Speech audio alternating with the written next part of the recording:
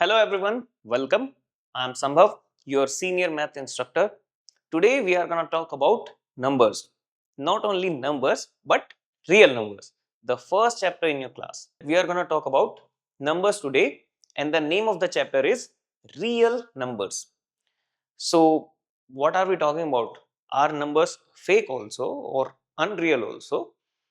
There are no fake numbers or unreal numbers, but there are one more set that is known as imaginary number that you need not to be worried about in this class. You are going to focus on real numbers only. Okay. Now, in this session, we are going to talk about these topics. First, the introduction part, what is there in this chapter, what to expect. Then, fundamental theorem of arithmetic, the most important part of this chapter. From this concept, you can expect one problem in your board exams. Then irrational numbers. So why numbers are irrational or what are irrational numbers? So everything we are going to talk about in this topic. Also, we are going to see proof of some numbers, how to prove that irrationality of any number. That also we are going to see in this session. Then we are going to summarize this. This is very easy chapter, very scoring. You can easily score in this chapter. So now let's start the chapter. So introduction. Till now, we are familiar with different type of numbers such as natural numbers that come naturally to us or also known as counting numbers such as 1, 2, 3, 4, 5 and so on till infinity. Correct? Then we are just adding 0 to that set of number to make it whole. That's why this set is known as whole numbers. So whole numbers are basically 0, 1, 2, 3, 4 and so on till infinity. Then we are gonna do one thing. Till now we are only talking about the positive numbers, correct? Natural numbers and whole numbers.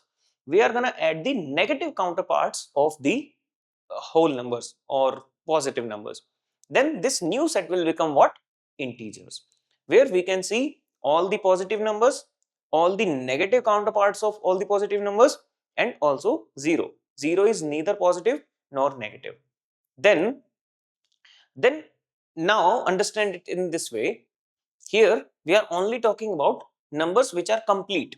Even if they are having negative sign with them, still the number is complete. But suppose if we are talking about the part of something or fraction of something and also the in case of negative numbers also, then how to represent those numbers? Then no, those numbers can be represented using rational numbers. So what are rational numbers then? Rational numbers are those numbers which are having a particular form that is known as P by Q form. So in this form, when a number is written in this form, or you can call it a fractional form also, then there's one more condition that Q cannot be equals to 0. Then what are P and Q? P and Q can be any integer number, but the number should be written in this form: a number on top and the number in bottom. The number on top is known as the numerator part of the number and the number in bottom is known as the denominator part. But P and Q both can have any value of integers, but Q can never be equals to 0. This is the primary condition. Now, when numbers are written in this form, they are known as rational number. But when we cannot write the numbers in this form, then we can call such numbers as what? Irrational numbers. So irrational numbers are those numbers which cannot be written in the form of P by Q, where P and Q are integers and Q is not equals to 0. So this is the basic overview of different type of numbers. You are already familiar with natural whole integers.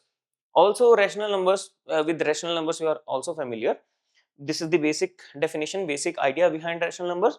Then we are having irrational numbers which cannot be written in the form of P by Q.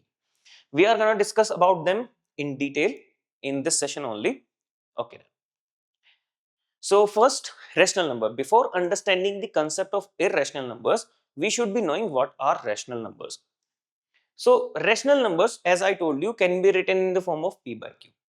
P and Q can be any integer number, but Q cannot be equals to 0. They are having a certain decimal expansion of their. What type of decimal expansion can there be of rational numbers? It can be terminating type like 2.5, 3.40, 9.87654, But if we are terminating the decimal at any point, then we are gonna call that as decimal expansion of terminating type, and that expansion will be always of rational numbers. So if you try to convert that decimal number into any certain type, you can convert it back into any rational number. Then one more type of numbers decimal expansion can be called as a rational number, that is repeating type, where the decimal keeps on repeating itself. As you may have seen in your previous classes, that we can use bar over the numbers to represent the repetition, correct? Example, like 1 by 4. If I divide 1 by 4, then the answer that I'm gonna get is 0.25, a terminating type of decimal expansion, right? So this type of numbers are nothing but the rational numbers, or you can call it that the rational number will always have either terminating type or recurring type of decimal expansion, where a certain value keeps on repeating itself. Like in this example, when we are dividing 7 by 9, we are gonna get the answer as 0.777777 and so on till infinity. So there is no stopping point here. But we can see that in the repetition, only one value is keep on repeating itself. So we can represent this using bar. So how to write this value? It can be written as 0.7 and bar over 7. So it means that 7 will keep on repeating itself. I can give you one more example, a basic one. If I am dividing 1 by 3, the answer we are going to get is 0.333 and so on till infinity. So I can convert this number back to 0.3 and bar over 3. So bar is representing that 3 keeps on repeating itself. So this type of decimal expansions are also of rational number only. If you are having, if in exam, the examiner is asking what type of decimal expansion a rational number can have, then you can write that there will be of two types, either terminating or non-terminating repeating. Then irrational numbers. The number which are not rational are irrational. Simple. But definition wise, you can write it like this: the numbers which cannot be written as a p by q in this form, p by q, where p and q are integers and q is not equals to 0, then those numbers are known as irrational numbers. Now someone is asking why we are considering this condition in case of rational numbers, that q should not be equals to 0. Okay, let me explain this part. Why we are not keeping q as 0? We can put value of p as 0, that is fine, but we cannot put value of q as 0. So understand this in this way. We know what are fractions, correct? Fractions are a number on top, a number in bottom, correct? There are three type of fractions: proper, improper, mixed one. Suppose if we are having a proper fraction, so the numerator must be lesser than denominator. Suppose if I am going with 2 by 5. What is the meaning of 2 by 5? What is the meaning behind this number, this fraction or this rational number? It means that we are considering two parts out of total 5 parts. So number in denominator is representing that how many parts we are considering. The number in denominator is representing out of how many parts. Same if I'm going with 3 by 7, then we are considering 3 parts out of total 7 parts. Now suppose if we are putting 0 in the denominator with any number on top, suppose 5 by 0, then can we consider 5 parts out of total 0 parts? No, we cannot. As of now, we cannot define this situation. That's why any number when divided by 0 is still not defined. So that's why we cannot put the value of q equals to 0. That is the only reason. Now I did explain using fractions, no? The difference between, the main part why we are not putting q equals to 0 using fraction. Then what is the difference between rational number and fraction? There is only one basic difference, that fraction is just the part of a whole, correct? It means part of a whole number. So fraction can never be a negative value, but rational numbers can be negative also. Now, irrational number.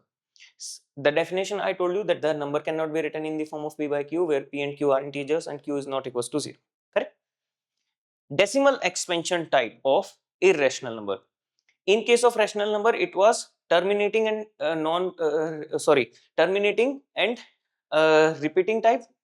Here we have non-terminating, non-repeating type of decimal expansion.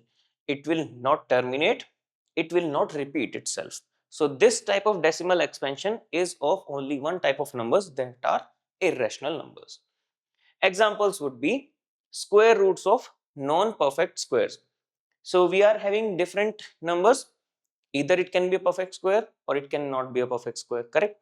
So what perfect squares we know, 4, 9, 16 and so on, correct? Non-perfect squares are every number in between, like root 2, root 3, root 5, root 7. They don't have perfect square value. So all of them are what? Irrational numbers, because they must be having non-terminating, non-repeating type of decimal expansion. Then we have pi. Now pi is very interesting, because usually we are using the value of pi as what? 22 by 7. Correct? Aren't we using this value? We have been using this value from a very long time. But let me ask you one thing, that here in the value of pi, isn't it a p by q form? It is. 22 is the p, 7 is the q. Also, both the numbers 22 and 7, or p and q in this case, are integers. 22 is an integer, 7 is also an integer. Also, the value of q is not equals to 0. So shouldn't we be calling pi a rational number? But I am saying that pi is irrational number. What is the reason behind this? Actually, the 22 by 7 is not the actual value of pi. We are only using this value just for the simplification of calculation. We are only keeping our calculation simplified. That's why we are using this value 22 by 7. The actual value of pi is a number which is having a decimal expansion of type non-terminating, non-repeating. So that's why pi is an irrational number. So this is the decimal expansion of pi, 3.1419265358. You can see now there is no certain pattern, then you can call it repeating type of decimal expansion, and it is not terminating. You can still find the numbers after this value also. So that's why pi is the most famous irrational number, one of the most famous irrational number. Then we have Euler's number, E, value of E. So the value of E is also having decimal expansion of type non-terminating, non-repeating. 2.718281828459 and so on. There is no certain pattern, then you can call that it is repeating itself, correct? Then the golden ratio. Golden ratio is having value as 1.6180339887 and so on. So this number is also having non-terminating, non-repeating type of decimal expansion. So that's why all these numbers are prime examples of irrational numbers. Understood? Now we understood the basic concept of rational number, irrational number. Why we are studying about them here in this chapter? The name of the chapter is real numbers. So what are real numbers then? We haven't talked about real numbers till now. Or we did? Yes, we did talked about real numbers. All the numbers that are rational plus all the numbers that are irrational together make real numbers. Real numbers are those numbers which we can plot on the real number line. You have been plotting numbers on the real number line, right? Also, you have seen how to plot root 2 on real number line in 9th class, correct? So it means any number that can be represented on the real number line is real number. So all the rational numbers and all the irrational numbers can be represented on the real number line. Now, just to make you understand what is happening here, we have natural numbers 1, 2, 3, 4, 5, 6 and so on till infinity. Then we have whole numbers 0, 1, 2, 3, 4 and so on till infinity. So it means natural numbers are nothing but a part of whole numbers or a set of whole numbers, correct? Subset of whole numbers. Then integers are what? All the whole numbers plus the negative counterpart of the positive numbers. So it means all the whole numbers are subset of integers. Then we are talking about rational numbers. So all the integers are subset of rational numbers. Now here the main problem is that if I am having a number 3, then is it a rational number or is it not? Or minus 5, are they rational numbers? They are integers, I am aware of this, but are they rational numbers also? Yes, they are. But I cannot see the p by q form. Any number that is written in this form can also be written like this, divided by 1. This will not change the value of the original number, and also using this form I can see that the number is now in the p by q form. 3 by 1, p by q. Both the numbers are integers? Yes, they are. Is q equals to 0? No, it is not. So it means both the numbers are rational numbers also. So that's why integers are subset of rational numbers. Then we have irrational numbers, a different set where we have different numbers. So both of them together make real numbers, as I told you. So the set of real numbers is all numbers that can be written on the number line, that can be represented on the real number line. It consists of the set of rational numbers and the set of irrational numbers. So that's how real numbers came into the picture, because both the sets can be represented on the real number line easily. Now let's move on to other things that are very important with if you look at them from the exam point of view. You understood the concept of real numbers, correct? Rational, irrational, and everything. Now let's move on to some other things that you can expect in this chapter. Things would be LCM, HCF, or this formula. LCM, you know the concept. What is LCM? Least common multiple, correct? So here actually it is least common multiple. Then HCF, highest common factor, correct? So we know how to find these values, correct? The LCM of two or more than two numbers, HCF of more than two or more than two numbers. We know the concept. We know how to find it. Now, suppose two numbers are given to you, any two numbers, A and B, suppose. Then the LCM of A and B, when multiplied with the HCF of A and B, is gonna give you result as the product of those two numbers, or basically A into B. So this is one very useful formula. Suppose in your exam, three values are given, LCM, HCM, and one of the number. Can you find the second number? Easily we can find, because we know this formula, correct?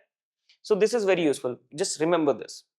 Now let's talk about different things that we are going to use in this session. First thing is coprime. You are already familiar with this concept. I'm going to tell you quickly what are coprimes. Prime numbers we understood, na? Prime numbers we know. What are prime numbers? Those numbers which are having only two factors, 1 and the number itself. Other than these two, there is no factor of those numbers, correct? Examples would be 2, 3, 5, 7, 9, 2, 3, 5, 7, 11, 13, and so on, correct? All these numbers are prime numbers. Then what are coprimes? What are coprimes? Coprime numbers are not necessarily the prime numbers. It can be any two number, even if they are composite numbers, but they don't share any common factor among them, such as 8 and 9. So 8 and 9 both are composite numbers, aren't they? Yes. Do they have any common factor among them? No, because the factors of 8 are what? 1, 2, 4, and 8 itself. What are the factors of 9? 1, 3, and 9 itself. Is there any common factor other than 1?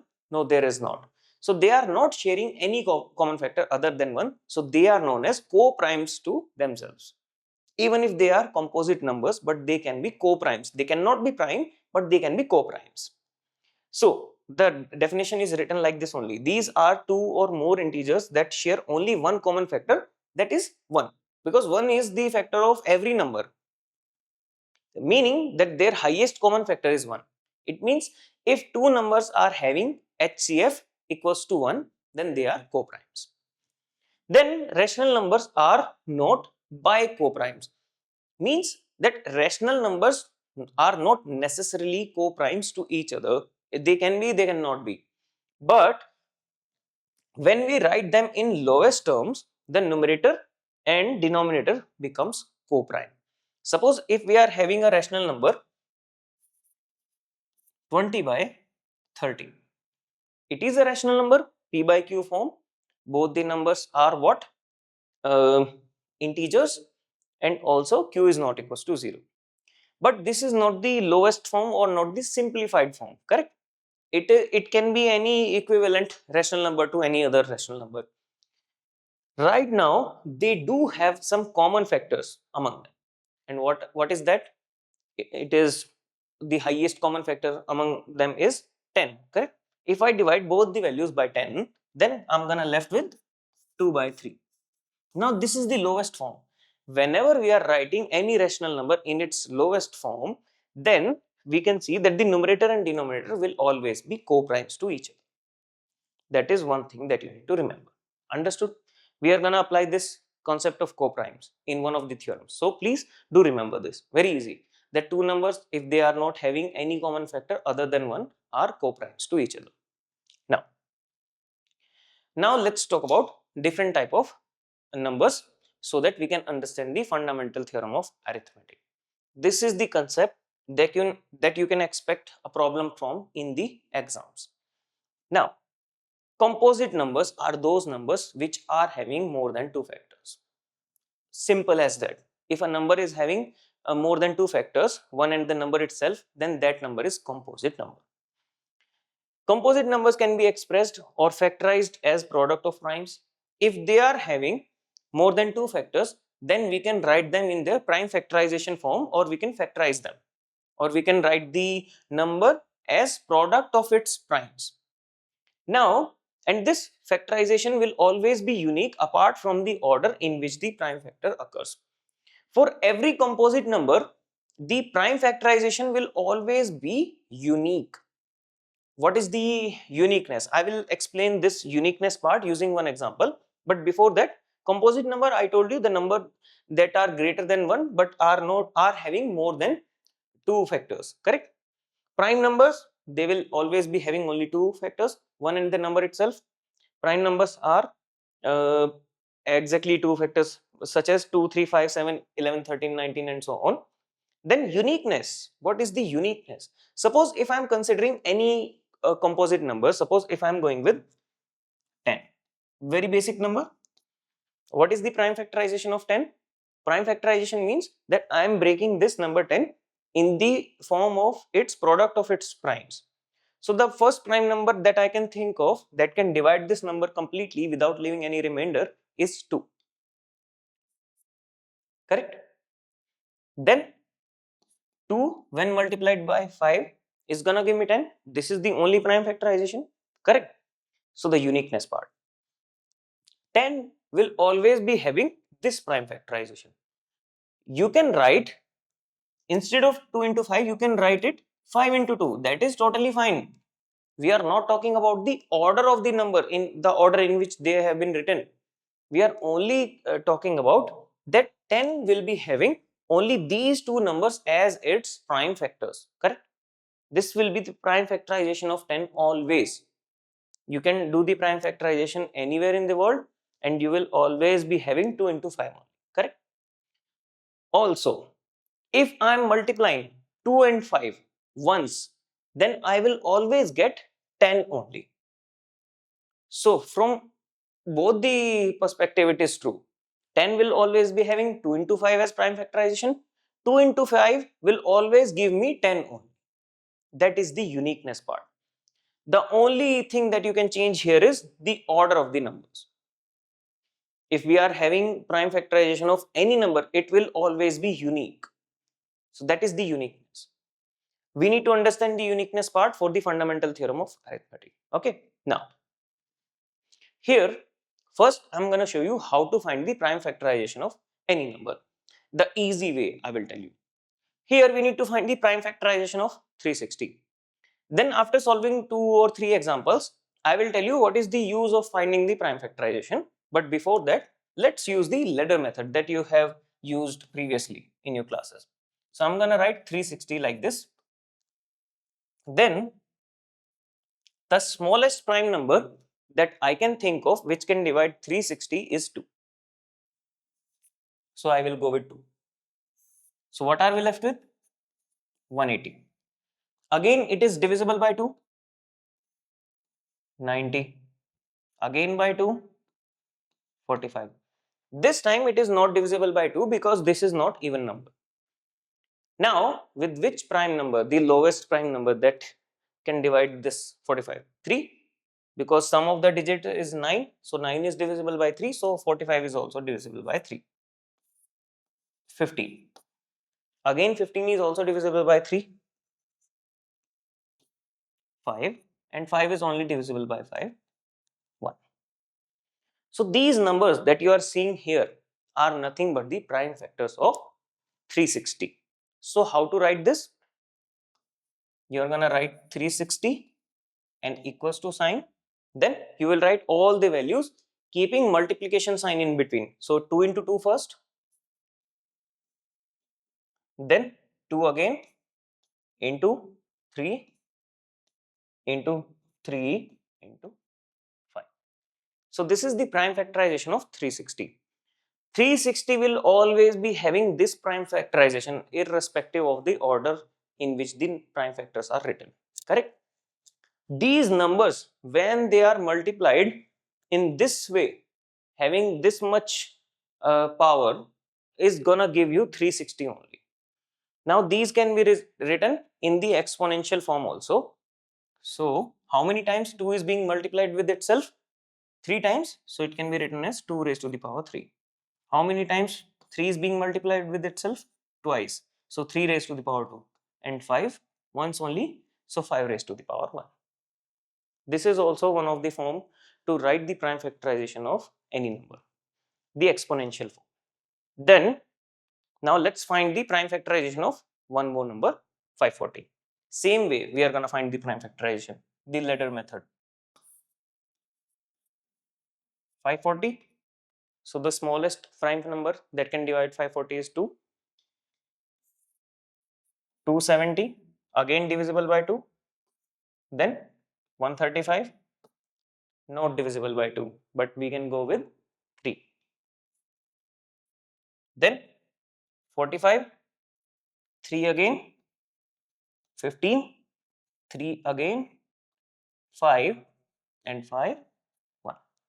So these numbers that we are getting here on the left side of the ladder method are nothing but the prime factors of 540. Correct? So we are gonna write it in this way. 540 can be written as 2 into 2 into 3 into 3 again into 3 again and then into 5. Again, I'm gonna write the value in factorized form, exponential form. Yeah. So that would be 2 raised to the power 2 because 2 is being multiplied with itself twice. 3 raised to the power 3 into 5 raised to the power 1. Now you understood how to find the prime factorization of any number. Easy. What is the benefit? First, that we can find the HCF of any two number easily. Two or more than two numbers. Using prime factorization, you can easily find the HCF of two or more than two numbers very easily. How? First thing first, you are gonna write the prime factorization of 72. So let's find the prime factorization of 72. 72. So 2, 36, 2, 18, 2, 9, 3, 3, 3, 1. So 72 prime factorization is 2 into 2 into 2 or 2 raised to the power 3 into 3 into 3, that is 3 square. What is the prime factorization of 120? Let me erase this. Then we are gonna find the prime factorization of 120. If you are quick enough, you can find it before me. So let's see. Who's gonna do it first? 60, then 2, 30, 2, 15, 3, 5, 5, 1. So the prime factorization is 120 is equals to 2 into 2 into 2 thrice. So 2 cube into 3 once. So 3 raised to the power 1 into 5 raised to the power 1. Now, after finding the prime factorization, what should be done? How to use this prime factorization to find the HCF of these two numbers? So, HCF is highest common factor, correct? That factor which is highest among any two numbers. How to find that value which is the highest factor? So, all the factors of 72 are 2 into 2 into 2 into 3 into 3, correct? For 120 it is 2 into 2 into 2 into 3 into 5. So these are all the, if I can find the common ones, the common factors among these two numbers, that will be nothing but the highest common factor between these two numbers, correct? So we are gonna do that only. We are gonna find lowest power of each common prime number in the prime factorization of the given numbers. Lowest power. So first we need to realize which prime numbers are common between these two. The easy way I will tell you. So 2 is present in 72, 2 is also present in 120. First I am gonna write the number only, the prime number without power. I will tell you how to identify the power. Then is there any other number that is common? 3. 3 is also here, 3 is also here. 5 is common kya? No, it is not, because 5 is present in case of 120 but not in the case of 72. So we are not gonna write 5 here. Then how to select the power? See, the lowest power it is written. Here the power of 2 is 3, power of 2 is 3 here also. So both are having same power, so we can directly go with 3. So 2 will be having 2 raised to the power 3. What about 3? Here the power of 3 is 2. But here the power of 3 is 1. What is the lowest power? 3 raised to the power 1. Correct? So we are going with 3 raised to the power 1. No. Now we need to multiply them or expand them. 2 cube is 8. 8 into 3 is what? 24. So this is the HCF of these two numbers, 72 and 120. That is 24. So this is how you can use prime factorization to find the HCF of any two or more than two numbers. Easy. You are gonna write the prime factorization first, then you are gonna look for the lowest power of each common prime factors. Correct? Then you are gonna multiply that. That will be your HCF. Easy, no? Very easy method. Now, here I have given a word problem related to HCF somehow, but you need to analyze the problem first. Let's look at the statement that is written here. A school wants to arrange students of class 10th and 9th for a drill. Okay, they are arranging two classes. Then there are 96 students in class 10th and 144 students in class 9. So there are too many students. So of course if they are arranging them for a drill, then they must be arranging them in particular number, no? Find the maximum number of students in each row. So it means they are creating rows now. So in each row, there must be having equal number of students. So we need to find the number of rows and each row must be having equal number of students. Okay. And that would be the highest value. So it means we need to find the maximum number or HCF of these two numbers. Second part is how many rows we can find in this way. If we are having the highest common factor, we can easily find the number of rows. So first, let's find the HCF. So first part, HCF. How to find HCF? I'm going with prime factorization. So prime factorization, I need to find of two numbers 96 and 144. So what is the prime factorization of 96? I will directly write, 96 would be 2, then 48 into 2, 24 into 2, 12 into 2, 6, 2 into 3. I will recheck again. 3 into 2, 6 into 2, 12 for 24, 48, 96. Okay. If I need to write this, I can write it in this way: 2 raised to the power of 5 into 3 raised to the power 1. Then we are having 144. So I can go with 2, 72, 2, 36, 2, 18, 2, 9 into 3 into 3. Correct? 3 into 3, 9 into 2, 18 into 2, 36 into 2, 72 into 2, 144. So this is the prime factorization of 144. So 1, 2, 3, 4. 4 2. So 2 raised to the power 4 into 3, 3 square. If you are not comfortable in writing the prime factorization like this, you can always choose ladder method. Okay, that is easier. Now, how to find the HCF?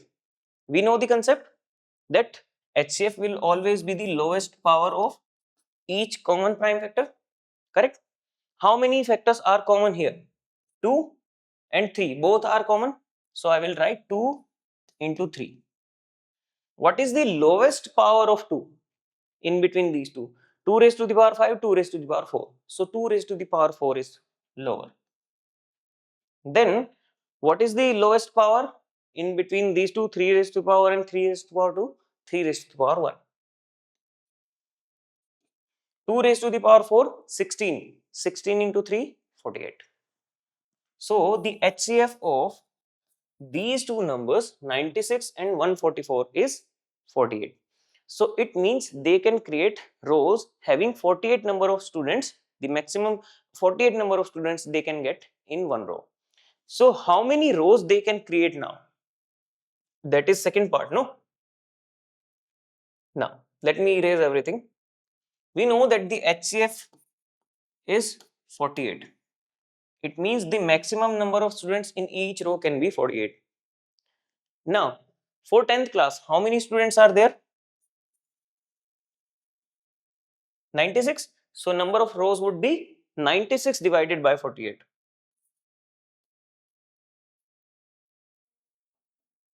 96 divided by 48 is equals to 2 rows. Then rows of 9th class, number of rows 144 by 48, 3 rows. So how many total number of rows? 2 plus 3, 5. So the total number of rows is 5. This is your answer. Total they can make 5 rows. So this is how you can apply the concept of HCF and how to find HCF using prime factorization. Easy? Now, fifth example. HCF and LCM of two numbers are given. The same concept that I told you, that if the HCF and LCM of any two numbers are given, and if one of the number is given, then you can easily find the second one, because the formula that you can apply here is LCM into HCF is equals to product of the two numbers. So LCM and HCF is given as 18 and 180. So HCF is 18, LCM is 180 respectively.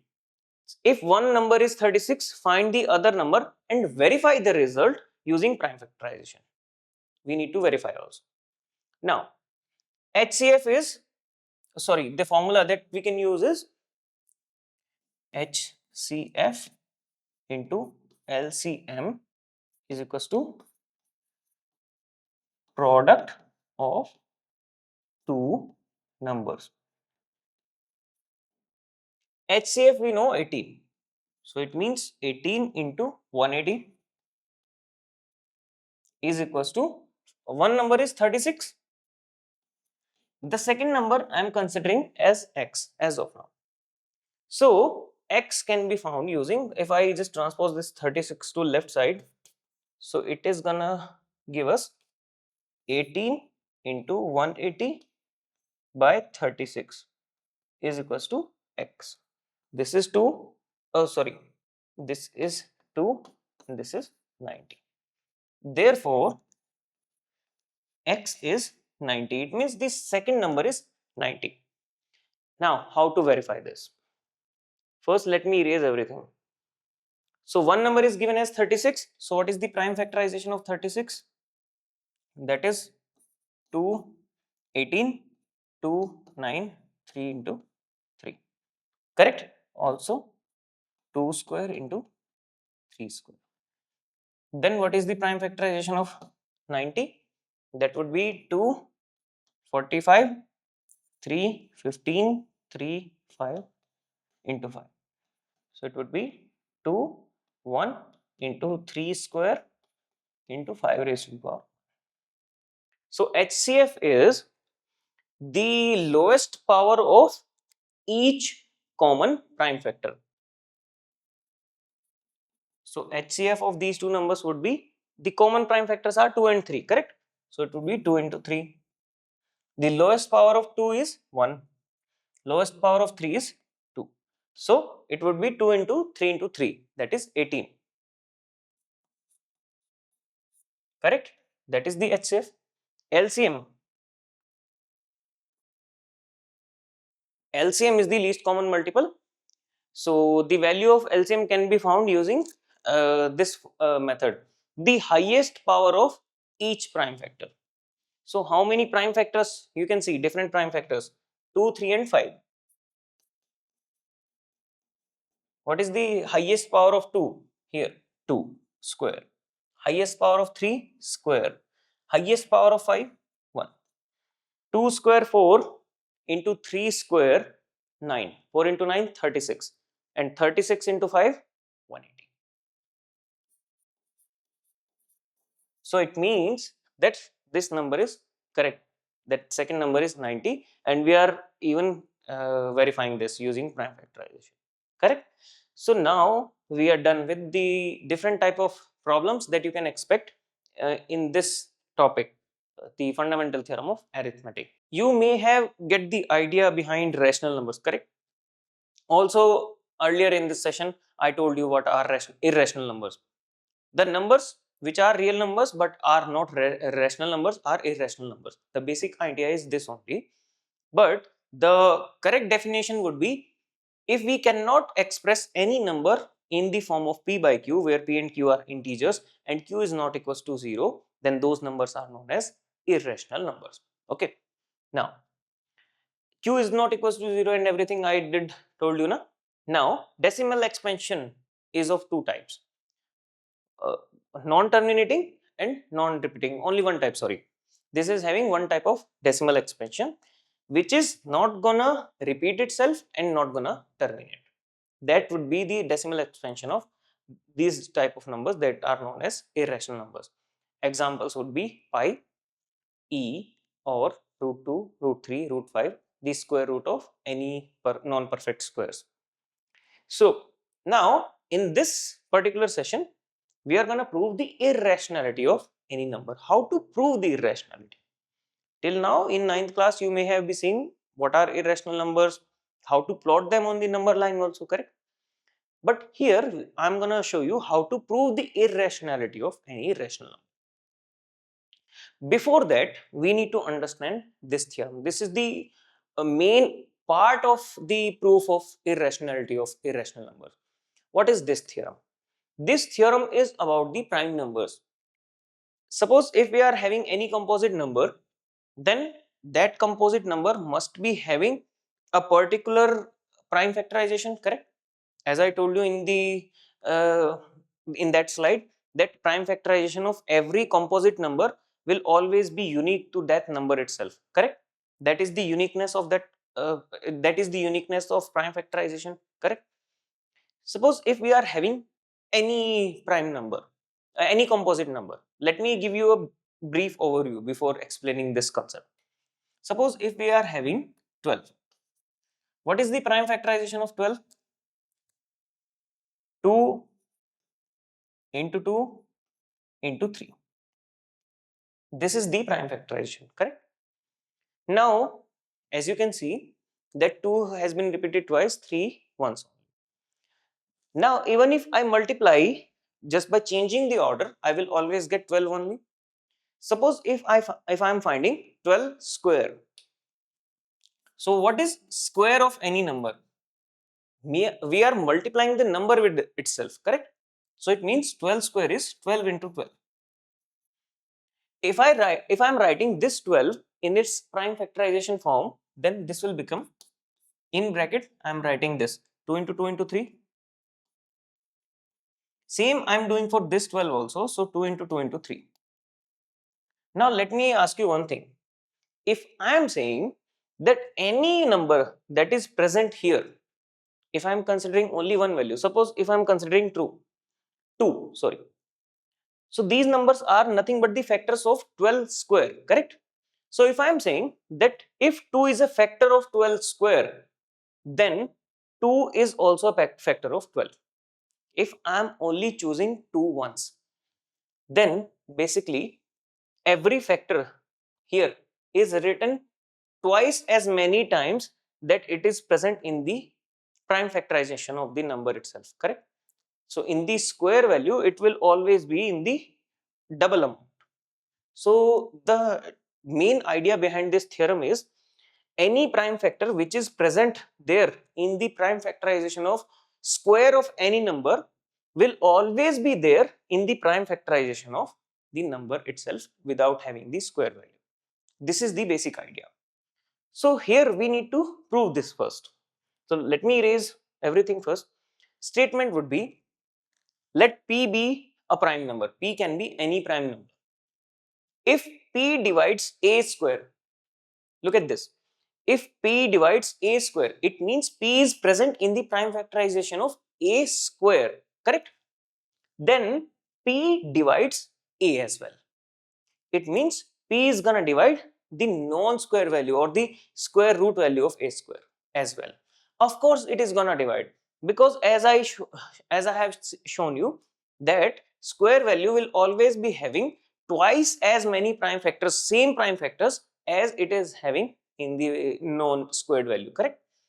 So where A is any positive integer, this is the basic theorem. This theorem we need to understand because we are gonna use this theorem in the proof of that irrationality of any number. Proof of this theorem is, let the prime factorization of A be as follows. So A is the main number, correct? Normal value is A. So the prime factorization of A, we are understanding this one as P1 into P2 into P3 and so on till Pn. Suppose we don't know the exact numbers, but these are the prime numbers. P1, P2, P3 and so on till Pn can be distinct or they not necessarily need to be distinct. They can be same also. Now the same is written here where P1, P2 and so on till Pn are primes. These are different prime numbers. Oh sorry, these are prime numbers, not necessarily distinct. They can be same, they can be different. Therefore A square. What is A square then? A square is nothing but A into A, correct? So then I am opening the first A, I am writing the first A as product of its primes.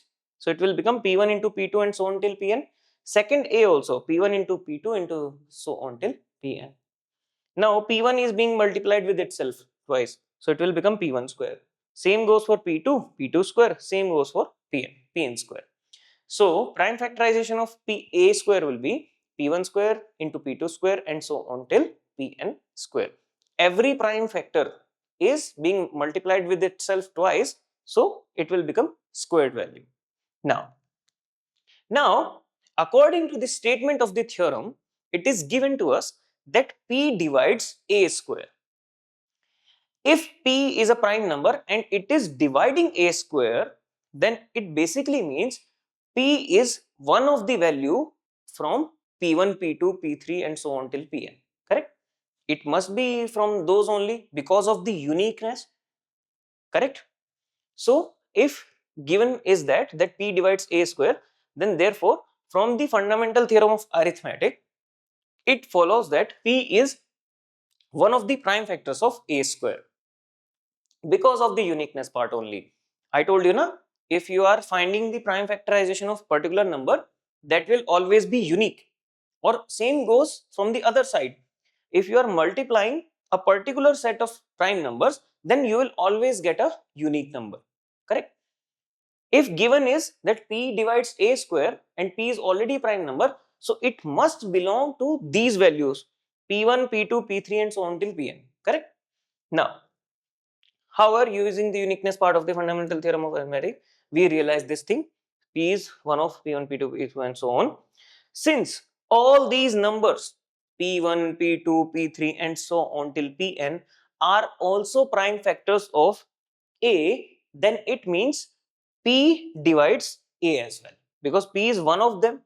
It can be any value, so it means p divides a as well.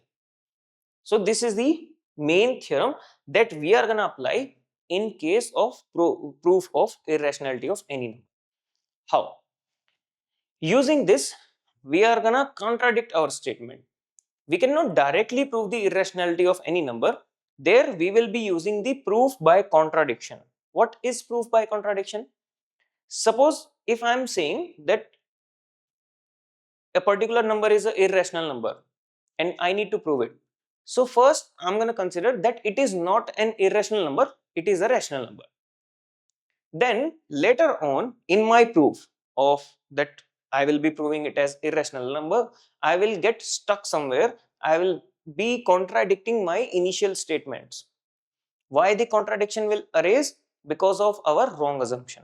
So that is uh, enough to conclude that the number is irrational. So this is known as the proof by contradiction. You are going to assume one thing first, then you are going to contradict yourself, then you are going to say that no, this is not true, the opposite of this is true.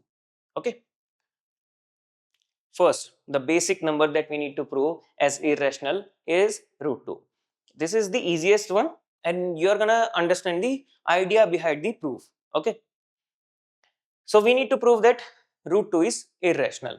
If we need to prove that root 2 is irrational, so I will go by proof by contradiction. So I will consider that root 2 is not irrational, it is rational. Okay. Then in the later part of the proof, I will contradict myself. Okay. Now, let us assume to the contrary that root 2 is rational. If any number is rational, then it can be represented in the form of p by q. We cannot represent irrational number as p by q, but if any number is rational, then we can represent it using p by q form, correct? Where p and q are integers and q is not equals to 0. So here we are considering root to be a rational number, so there must be a p by q form. So here we are considering two integers a and b, where b is not equals to 0, such that root 2 is equals to a by b. So a and b are two integers, correct? This is our p by q form. Now we can do one thing. We can consider a and b to be co-primes. Why we are considering them to be co-primes? Because previously I explained you one thing, that rational number when written in the most simplified form, their lowest form, will always be having co-prime numbers in numerator and denominator. This is very much necessary. You need to write it in this way only. A and B are co-primes. If A and B are co-primes, even if they are composite numbers, even if A and B can be composite numbers, but still they will not be having any common factors among them. Correct? Now, if I am writing root 2 is equals to A by B, now the main problem here is this under root sign, correct? So first I need to get rid of this. I will do one thing, I will square both the sides. So it will become under root 2 whole square equals to A by B whole square. Root and square are going to cancel each other.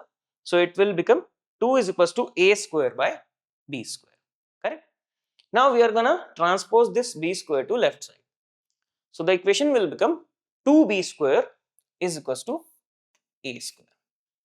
Now let me ask you one thing. A and B are co-primes. They are not having any common factors among them. But here we are seeing a number 2 in such a way when it is being multiplied with b square is giving me a square. It means that a square is divisible by 2. Correct? A square is divisible by 2. That is for sure. Otherwise, we must not be having this equation. 2 is a prime number also. It means that if I do the prime factorization of a square, 2 will be present there. Correct? Now, remember the previous theorem, theorem number 1.2. That is, if there is any number p, prime number, and if p divides a square, then p divides a as well. Correct? So here 2 is prime number, 2 divides a square, so it means 2 divides a as well. Correct? So using this theorem, we are concluding that 2 divides a. So if 2 divides a, so there must be any number that when multiplied with 2 is gonna give us a. Correct? Suppose that number is c, that is integer c. So here we can rewrite this situation as a is equals to 2 into c. C can be any integer. Huh? Now square this equation both sides. So it will become a square equals to 4 into c square. Now a square is also equals to 2 into b square. So we are going to substitute this value here. So 2 into b square is equals to 4 into c square. 4 and 2 are divisible. So b square value is coming as 2 into c square. So when 2 is being multiplied with c square, then it is giving us the value of b square. Again, look at this equation. 2 is what? 2 is a prime number, correct? And 2 is being multiplied with c square. Forgot about c square, whatever the value of c square is. But 2 is a prime number and it is present in the prime factorization of b square. Whenever we are writing the prime factorization of b square, it must be having 1, 2. So it means that 2 divides b square. If 2 divides b square, then it means that 2 divides b as well. So we can see one thing, 2 is dividing a, 2 is dividing b as well. But remember, initially we assumed that a and b are co-primes, that there is no common factor other than 1 between them. But here we can see that at least one more common factor is there, that is 2. Other than 1, there is one more common factor 2. But how can this be possible? If we are considering a and b to be co-primes, how can we come to this situation that we can see now that it is having one more common factor? So this contradicts the fact that a and b are having no common factors other than 1, or it means that they are co-primes. This contradiction has arisen because of our incorrect assumption that root 2 is rational. This contradiction has only arisen because of our wrong assumption of root 2 as rational. So it means root 2 is irrational. This is proof by contradiction. Because of this major contradiction, we can directly say that root 2 is not rational, it is irrational. This is the proof. You can prove any number, be it root 2, be it root 3, root 5, root 7, any number using this method. First, consider them to be rational, find the square, then you can see that there is that number is a prime number and is also a prime factor of a square. If it is a prime factor of a square, it is also a prime factor of a as well. Later on, you will realize that same number is a prime factor of b also. But initially, you are considering a and b to be co-primes. That is contradicting our initial statement. So this contradiction has arisen because of our wrong assumption that that particular number is irrational. So from here, we can conclude that this number is irrational. Initially, we assume that it is rational, but that is wrong. So it means that number is irrational. You can prove any number to be irrational, which are irrational of course, using this method. Okay.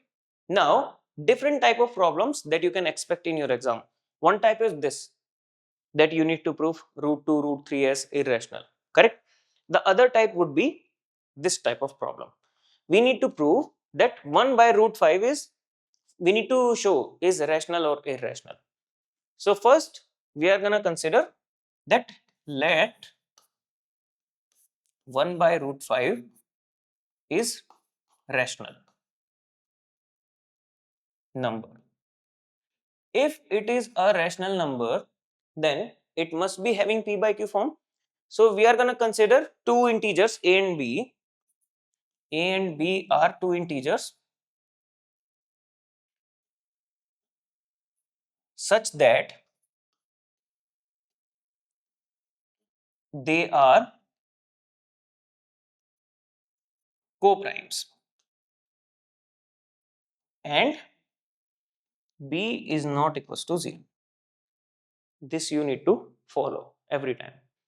Now I can write, let me rewrite this. I don't know what I have written here. Now 1 by root 5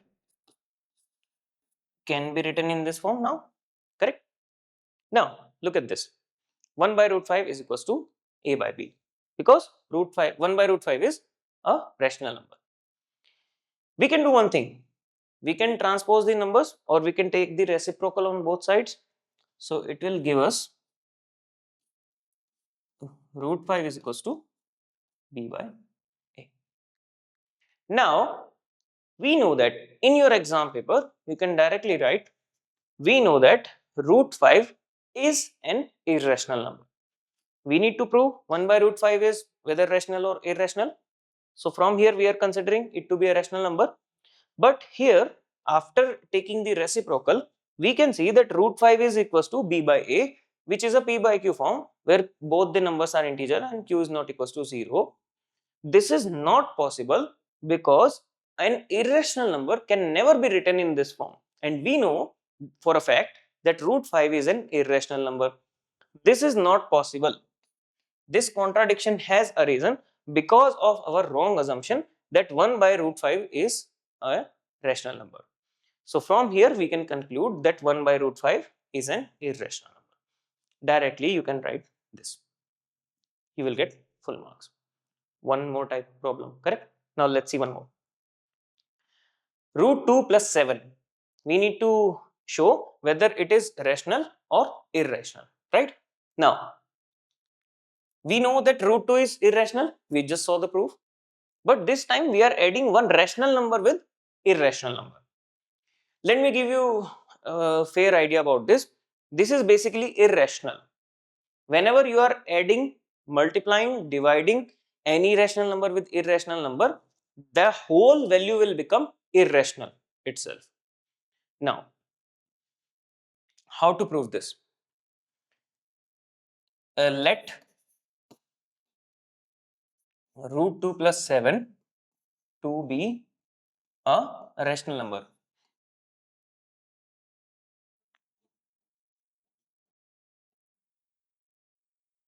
If it is a rational number, then it must be having p by q form. Again, we are gonna go with a and b are integers such that a and b are co-primes and b is not equals to 0. So it means root 2 plus 7 is equals to a by b. Now, we know for a fact that we know a major property of rational number, that rational numbers are closed under addition, subtraction, division except 0 and multiplication. Rational numbers are closed under every operation. One condition is there, that division except 0. So it means that whatever operation we are performing in between two rational numbers, we are gonna end up with rational number only, correct? This we know. So if I transpose this 7 to right side, the equation will become root 2 is equals to a by b minus 7, correct? The equation will become something like this. This is closed. under the any operation. Here the operation is minus, the subtraction. Both values are rational numbers, a by b and 7. Rational number when subtracted by rational number is gonna give us rational number itself. This is a rational number. Is root 2 a rational number? No, it is not. So this is contradicting our statement. Which statement? That root 2 plus 7 is a rational number. So it means that this is not true, because rational number cannot be equals to irrational number. This contradiction has arisen because of our wrong assumption that root 2 plus 7 is a rational number. So from here we can directly conclude that root 2 plus 7 is not rational number. Understood? There's one more way to understand this. We know, I'm just giving you the idea. This is not the actual proof. You don't need to write this method in your exam. But look at this, just to make you understand. Root 2 is having decimal expansion of type non-terminating, non-recurring, correct? So it is basically 1.414 and so on, correct? So if I'm writing or if I'm adding 7 with this decimal expansion, so what will it become? Suppose if I'm adding 7 here, so it will become 8.414 and so on till infinity, non-terminating, non-recurring. Now look at this new number. It is having the same decimal expansion as it is having, because we are not adding anything after decimal. Even if we are adding, we must not be getting any particular pattern, correct? So the decimal expansion is not changing. It means the resultant number is also an irrational. This is just for the idea why, what is happening here. But the proof that you need to write in your exam is the previous one, okay? Prove that 6 minus 4 under root 5 is an irrational number, given that root 5 is an irrational number. The same method you need to apply here. We know that rational numbers are closed under addition, subtraction, division except 0 and multiplication. We are going to use this concept only. Let 6 minus 4 root 5 to be rational number.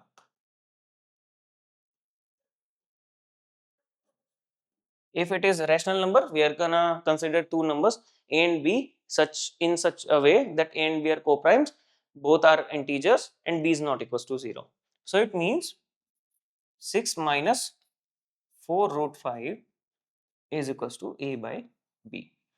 Transpose every value except 5. Already we know that root 5 is irrational, correct? So transpose every other value to right side. So minus 4 root 5 will become a minus b minus 6 plus 6 will become minus 6, correct? Minus 4 also I'm going to transpose to right side. So root 5 will become minus a by 4b and plus 6 by 4. Again, we can rearrange the terms. There's no need, but I'm gonna rewrite this again. So root 5 is equals to this negative value to the right side. 6 by 4 will become 2 by 3. 3 by 2 minus a by 4b. Again, rational number when added, subtracted, multiplied or divide except 0 by another rational number is closed, correct? So it means rational number when multiplied, divided, except 0, added or subtracted by another rational number is gonna give us rational number only. So it means the resultant of all these values will give us rational number only. But so this is irrational number, irrational number. This is rational number. They can never be equals to each other, correct? Because they are having two different sets. So this is contradicting our statement that 6 minus 4 root 5 is a rational number. So it means that this value 6 minus 4 root 5 is irrational number. Correct? So this is how you can prove this. You need to remember this property that rational numbers are closed under addition, subtraction, division except 0 and multiplication. Whatever operation you are performing in between two rational number, you are always gonna end up with rational number only.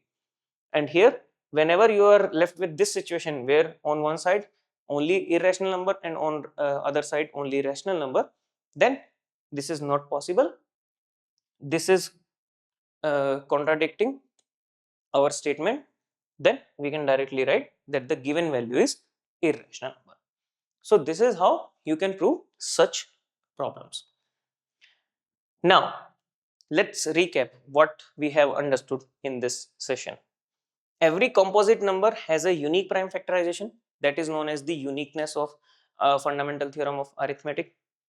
Rational numbers can have two type of decimal expansions, terminating, either terminating or repeating type of decimal expansion. Then irrational numbers would be having only one type, non-terminating and non-repeating type of decimal expansion. Theorem 1.2 helps in understanding or in proving the irrationality of any number. This is very important, correct? So these are the topics that we covered in this session. I hope you gained something from this session and you understood every part of it. This is very easy chapter. You can easily score in this one. Although you can expect hardly 5 marks problems up till 5 marks from this chapter only. But 5 marks are 5 marks, no? Why lose them? So we are done with this session. If you are having any doubt, you can let us know in the comment section. We are gonna take your doubt and we are gonna solve them. So till then, bye bye from my side. We'll meet you in the next session.